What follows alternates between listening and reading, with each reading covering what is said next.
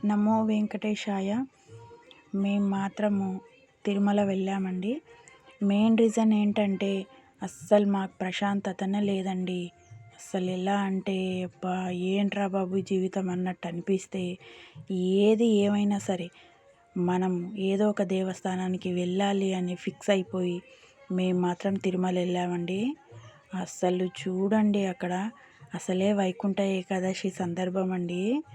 మామూలుగా క్రౌడ్ లేదు, చాలా క్రౌడ్ ఉంది. ఆ ఫ్రీ టికెట్స్ ఇచ్చే దగ్గర కానీ రూమ్స్ దగ్గర కానీ మాకు ఏదేమైతేనే కానీ గోవింద ఏ మాత్రం మాకు ఇబ్బంది పెట్టలేడండి. వెళ్ళగానే టికెట్స్ దొరికాయి, వెళ్ళగానే రూమ్ దొరికింది, మాకు చాలా అవైలబుల్ ఉంది. మాకు మాత్రం ఓన్లీ 4 అవర్స్లో మాకు దర్శనం అయిపోయిందండి. మేము ఎదురు చూడాల్సిన అవకాశం రాలేదు. ఏదేమైతేనేం గోవింద దగ్గరికి వెళ్ళాము, విజయవంతంగా దర్శనం చేసుకుని రిటర్న్ అయ్యాము. కాకపోతే మేమే అక్కడ 2 డేస్ ఎక్స్ట్రా స్పెండ్ చేసామండి ప్రశాంతత కోసము. అసలు ఆ 7 కొండలు చూస్తుంటేనండి మామూలుగా లేదు.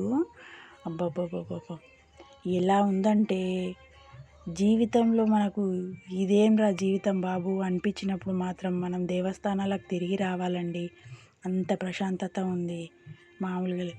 అసలు ఆ గోవిందని చూస్తుంటుంటే అండి అసలు మనకు చూసే అవకాశం కూడా ఇవ్వట్లేదు, అలా నెట్టేస్తున్నారు. ఏదేమైనా సరే అని నేను అటే నించొని చూశానండి. ఒక 5 మినిట్స్ చూశాను ఏదేమైనా సరే అని. నెట్టేస్తుంటుంటే కూడా అలా గోవిందనే చూస్తూ ఉండిపోయా. అంత ప్రశాంతంగా ఉంది. అక్కడ వాతావరణం కూడా చాలా బాగుందండి. మీరు ఒక్కసారి వెళ్ళిరండి.